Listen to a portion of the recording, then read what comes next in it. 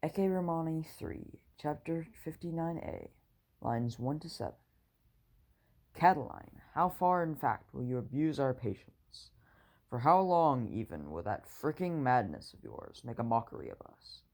To what end will your unbridled boldness flaunt itself?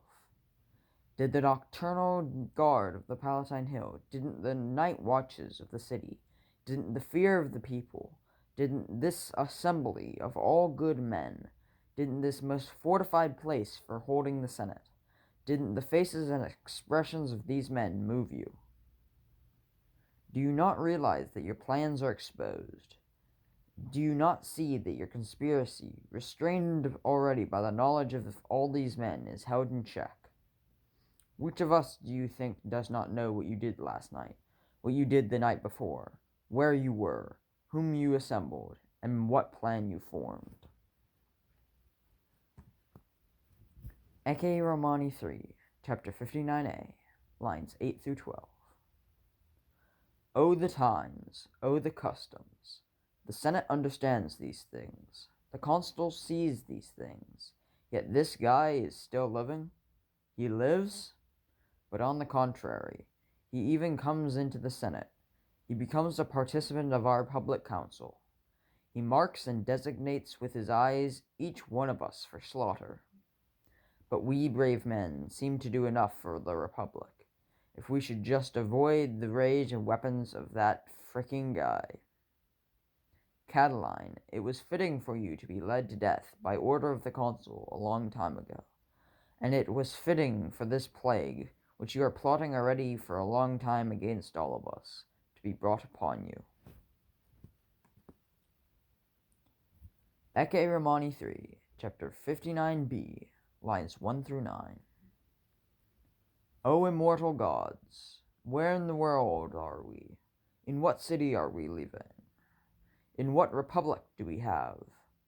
Here in our midst, enrolled fathers, in this most sacred and most serious council of the world, there are the type of men who think about our death of all, the type of men who think about the destruction of this city, and moreover the destruction of the world. I, the consul, see these men, and I ask them for their opinion about the Republic, and I do not yet wound them with my voice, whom it was fitting to be cut down by iron. Then you were at Lyca's house that night, Catiline. You divided the parts of Italy. You determined to where and to whom it was pleasing to set out. You chose whom you left behind in Rome, and whom you led out with you. You distributed the parts of the city for fires. You declared that you yourself would now leave. You said that you had a little delay, even now, because I was living. Ecce Romani 3, Chapter 59b, lines 10 through 14. 2 Roman equites were found, in order to free you from that fricking worry, and the type of men who would promise that they would kill me in my little bed that very night before dawn. I discovered all these things with your meeting, having scarcely even dismissed. I fortified and strengthened my home with greater protections. I kept them out, the men whom you had sent to greet me in this morning, when they themselves had come, men who I had already predicted, many of the highest men would come to me at that time. Ecce Romani 3, Chapter 59b, lines 15 through 19.